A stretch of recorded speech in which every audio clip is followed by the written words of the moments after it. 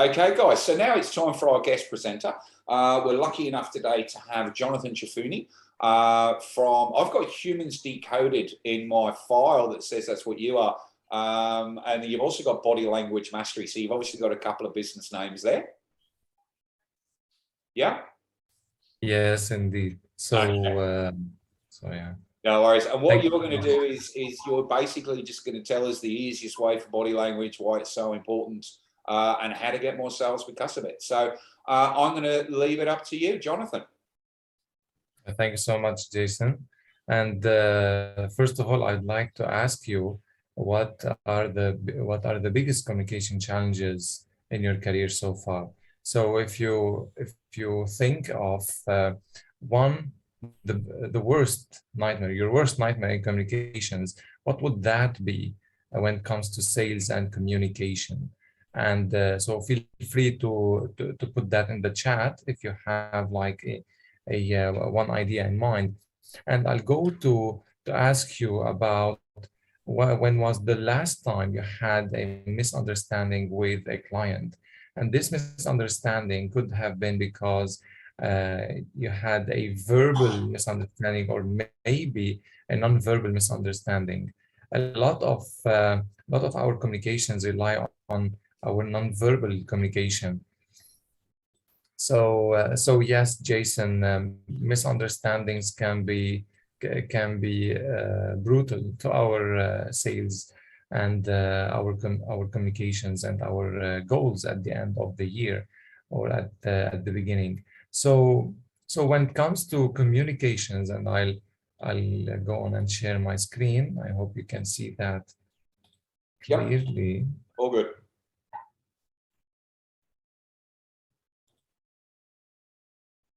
Okay, so as you can see, Mr. Peter Drucker said the most important thing in communication is hearing what isn't said, because sometimes when we have messages not getting through to the right person, Julie is saying.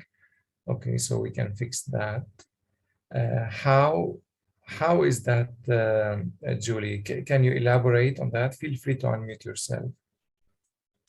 Yeah, so it's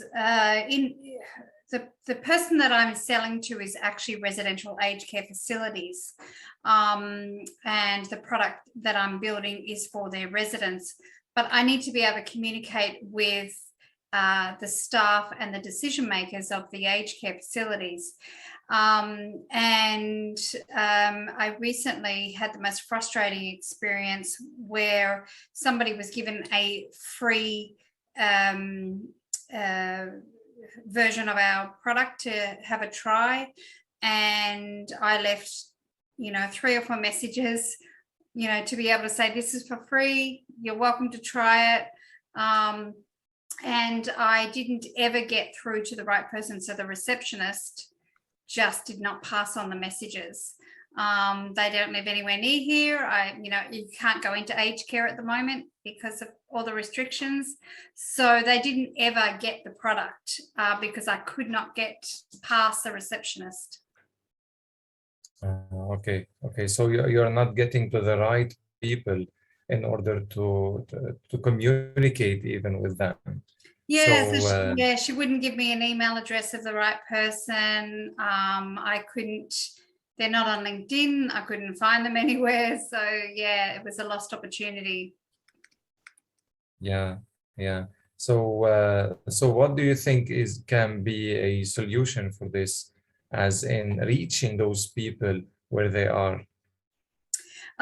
So one of the strategies that I have for this year is to build our brand awareness, because we're very new. It's new technology, and we're dealing with people that are not used to new technology. So if we build brand awareness, we may be able to get past, the gatekeeper of all the other information that I need. That's one strategy I have, but I'm open to suggestions. Yeah, sure. And this is something really important, especially in like shooting videos and uploading them online and building your awareness so that they can see you as if they are communicating with you in real life. And yeah, if they are your potential customers, they will be intrigued, and as a result, they will contact you. So you are transpassing that gateway, and you can get them interested. Great. So this is this is something really beneficial, especially when working on our public speaking skills. And so we need to shoot videos, and we need to see others when it comes to Zoom meetings and other in-person meetings, and how we can analyze others and analyze our own body language for that matter. So first, it's like we calibrate what is their normal behavior, and sometimes to if we saw a video for them on online, whether it was on YouTube or on other social media platform, so to know how they tell the truth and how they lie, or what are the gestures that are indicative or of a discrepancy between their verbal and the nonverbal channel. So yeah, this is the calibrate part. What is their normal behavior? Because everybody is unique. And although we have a general overview on body language when it comes to societies, but every individual has his or her own body language code. And we go with the second criteria to analyze the context. So is it cold outside? Is the person like crossing their arms because they are cold, or because they are resistant on what I have to say? So it's really important to analyze the context as well, so that I have a high resolution image on what's really going on, to update my map of reality, to be in tune with the reality, or to be more in tune, because nobody knows the ultimate reality, what's really going on. So is it like, is this meeting will lead to a strategic partnership, or this meeting will lead to, at the end, we won't be seeing each other again? So the opportunities here is what we are working to discover. And it's really important also with the third criteria to analyze their culture, so where they are coming from, because some people from some backgrounds, they have distinguished body language code when it comes to saying yes or no, when it comes to facial expressions and how they emphasize on points. So it's really important to take this into consideration. Also, we go for combinations in the fourth criteria, because it's not just about one gesture or one expression, and it's we need to get a lot of data before judging, or judging if the person is lying or not, or is trying to waste our time or not. So taking from his facial expressions data about his emotions, let's say, another one from the body language, signaling that uh, is he agreeing or not agreeing, and also from his voice we can analyze his or her tone inflections, like if we have somebody talking with a high-pitched voice, what do you think the reason would be? It's like high-pitched voice like this, a very thin voice like this. Hello, my name is Jonathan. What do you think about this one? What can this tone of voice or this pitch tell about me? I think what as a normal calibrated voice, or during the course of a conversation? Yes, let's say my normal voice is like this, and suddenly at one instant, on a really relevant topic, my voice pitch went higher. Then So I what do you know you're lying. You're covering something. I've got 3 sons. I've got a 21-year-old with a deep voice that when I ask him a question, his voice raises 3 octaves. I know he's lying. Is that right? Yeah, it can be. It can be so. So it's an indication that our vocal cords are now tightened. It can be because of stress, and because the lies put us in this freeze, fight, flight mechanism. It will be like the intensity and the anxiety of being caught will stress us out and stress our vocal cords, and as a result the voice or our voices will be we will have a high-pitched voice. So it could be that the person is lying, it could be that the person is anxious, is fearful, and wants to escape. And sometimes if we want to communicate with the other person, embodying somebody else or a certain situation to make them feel the pain point, the negative emotions, we can go to project that with our voices. So it's like, and sometimes we express our enthusiasm having that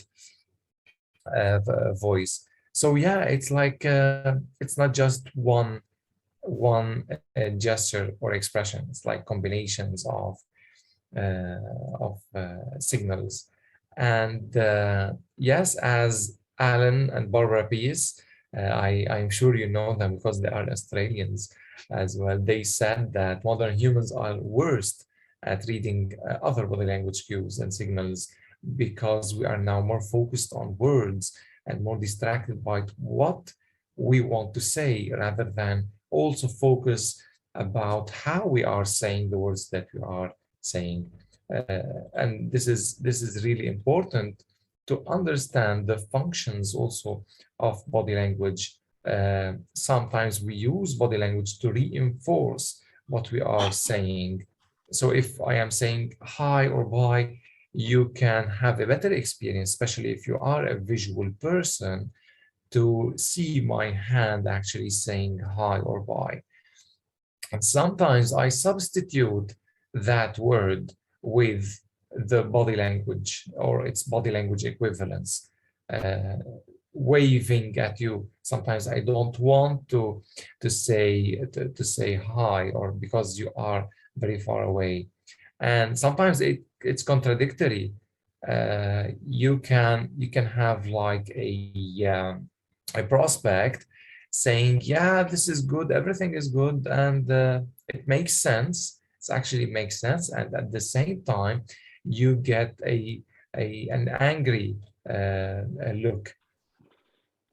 So yeah, Mr. Ahrens is saying 2 eyes, 2 ears, and 1 mouth. Use them in that proportion, indeed. And when talking, lead with questions, indeed.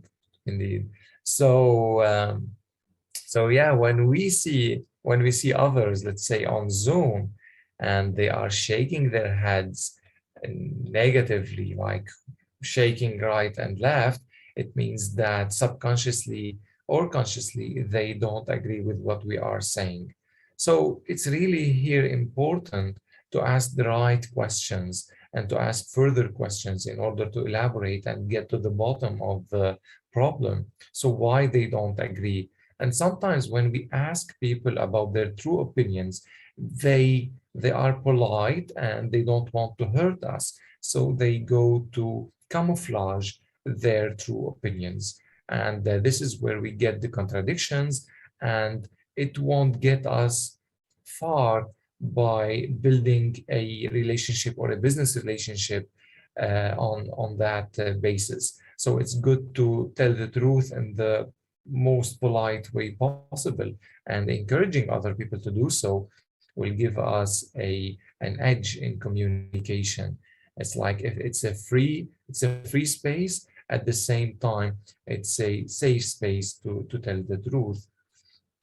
And sometimes we use our body language to accentuate what we are saying. Sometimes we use our eyebrows. So if I am saying a really important message, I can use my eyebrows actually and maybe lean a bit in order to show my enthusiasm, my accentuation.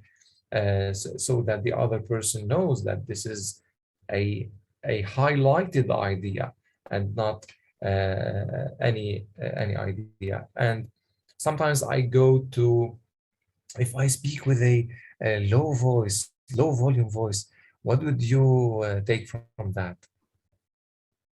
So if I make my volume, uh, what do you think about that? I used to be a preschool teacher back in the day, and I learned the skill of when I was trying to control like a room full of 2-year-olds, I would actually have my voice very quiet and slowly, so that calmed the whole room down.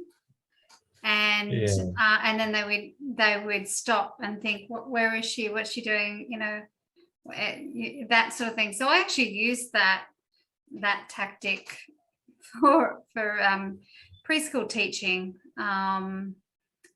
but it probably in normal circumstances probably means something else. Yeah, so sometimes we get the sense that the other person is telling a secret, and this is really important what he's saying. So it gives this impression and makes people want to know what's really going on and what we are saying. So yeah, we can use that to our advantage. Of course, our Zoom screen and what I am seeing right now, you're having like a virtual background. Some of you are having virtual backgrounds, or like the real background, or even a blurred one. It depends on the context and what you want to project. So this is also what you are doing, Julie, and also Mr. Allen, is like branding. It's like highlighting your brands with that virtual background. And yeah, people are visual, more visual, so that your brand will stick, and they will get to know not just what you are saying, also how they felt while you were speaking, how they felt when they saw your design or your logo. So it's really important to have. One of the things that I like about Julie's background, it's like it's simple, and it's like black and white, highlighting the main TV. It's like the idea is clear right there. I also like about Mr. Allen's is like you are having an experience. It's like it's not just a 2D picture, it's a 3D. It's like there is a continuity in the background, and I like that as well. It's as if we are seeing each other in a cafe or in his house, for that matter.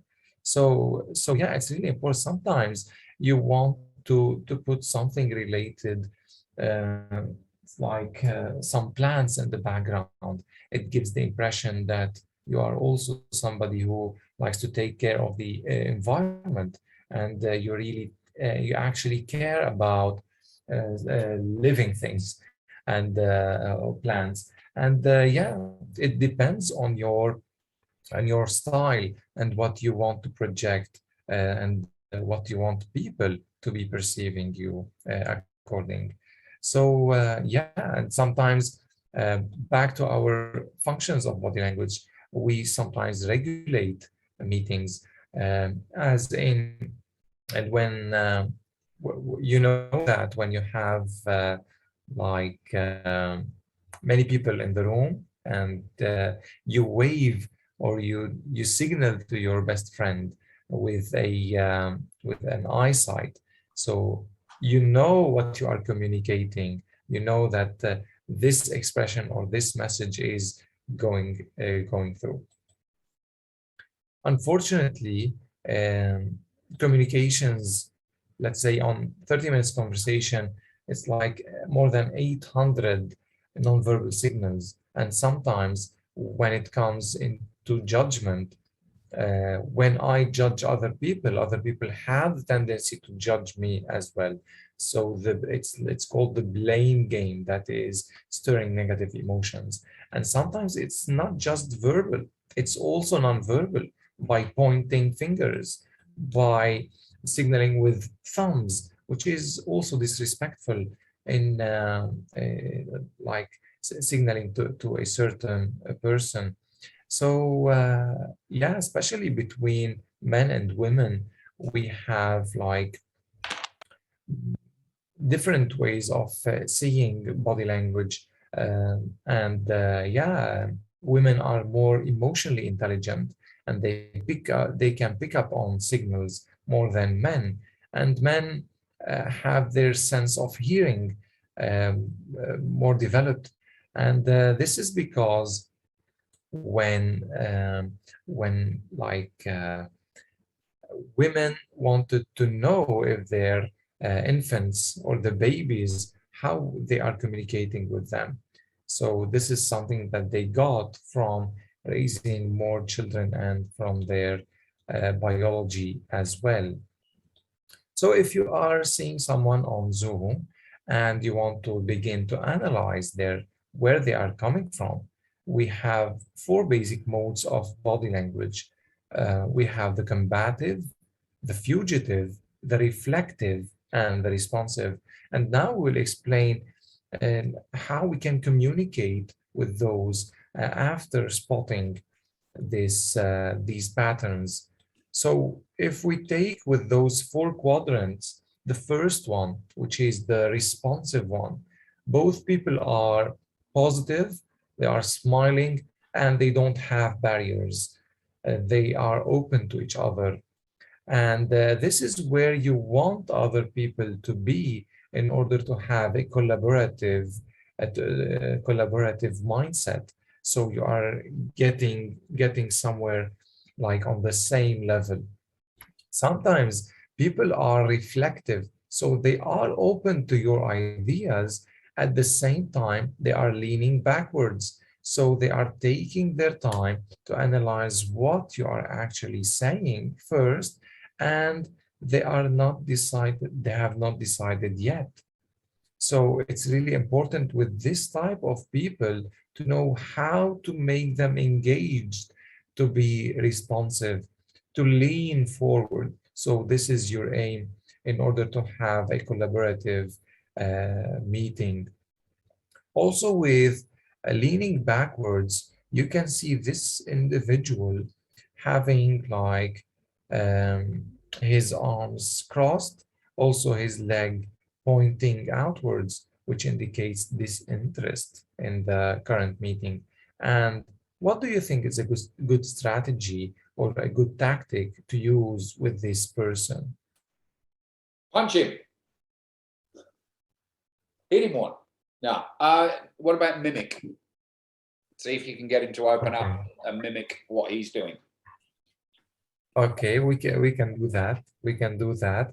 What about Any like other suggestion? if you know his name, like include him in something. So, you know, if his name's Jim, you say, you know, what do you think about that, Jim? Yes, indeed. That's a good tactic. Great. So the problem is that this person might be disinterested in the topic. He or she might be disinterested in the solution that I am providing. So it's really important to know where is he coming from? What is the real or actual problem according to him? And as Julie said, we can invite him or her to say their opinion about what's being discussed. So this is something to just get them into the reflective mode and then maybe to collaborate with them. Some people, they are interested, they are leaning forward, having barriers in front of them, which is like something they are interested. This is the positive part. At the same time, they might have like negative evaluation of some sort, and they are not telling us what's wrong or what they are thinking of. So it's really important to ask them and to give them also the opportunity to, to engage in an open conversation on what's their perception of the solution that I am providing. And if they have any like suggestion or like a something that they want to contribute, it will be great, so that we can discuss, and then they can go to the reflective mode, and after removing the barriers we can collaborate and be in the responsive mode. And on Zoom, it's true that it's not like in-person meetings, but we can do that related to our voices, as we said, and having a um, the mindset of humble, confident person. So if I am humble, people will like to engage with me because I'm not arrogant and I'm not feeling superior or contemptuous for that matter. At the same time, I have to be confident so that other people will know that I am competent and I have self-confidence and self-esteem. So it's really important to work with that, having in mind the ethos, pathos, and logos. So first I want to show that I have the credibility to say what I have to say, and then it's important to work with emotions and stories to hook them, as well as logos to speak the logical part of their brains. So if I do that, if I can do that, it will be great, so that we can have a collaboration instead of something else related to wasting time in aimless communication or having a misunderstanding. So yeah, reflective mode, as you can see, some people are interested and receptive to your ideas. They are open to your ideas, but not actively accepting, which is eventually what you want to do, either now or in the future. So building this trust is really important, as well as highlighting the solution and let them think, because some people, they need to process information before deciding actually what they need to do. If they are in the fugitive mode, this is the time to spark their interest, and see how they are interested, what's the things that they really appreciate. So to do that, responsive mode, this is the best mode to ask for a commitment, an agreement, or to demand some sort of closing the deal. Whether in the combative mode, it's really important not to contradict the other person and take that to 10%, that positive 10% in what they are saying, whether it was like in acknowledging their enthusiasm or acknowledging the good intentions behind their combative mode. So yeah, if I can do that, I can have a good communication with other people based on their emotions, based on their expressions. So yeah, it's this is what I like to share for today. Thank you so much for being here. And do you have any questions related to what we've seen? I have one.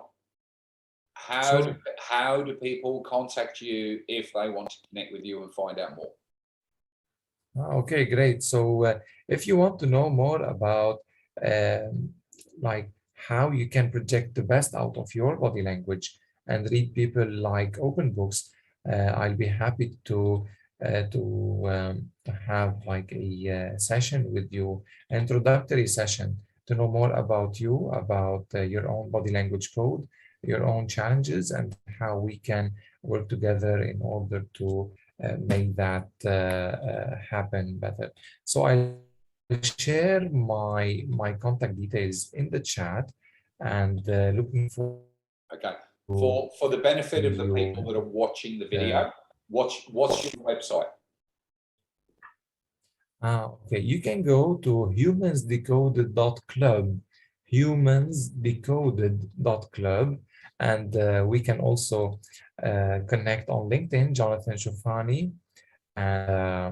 Yeah, so we can also connect on YouTube, Facebook, Instagram, or even Twitter. Here's a thought. Why don't you connect on Network Educate Invite? You can chat through the platform. Sorry to self-promotion there, but you could actually do that. So Yes. look up Jonathan, chat directly with him through there. Jonathan, that was absolutely fantastic. I really appreciate that. I'll stop the recording.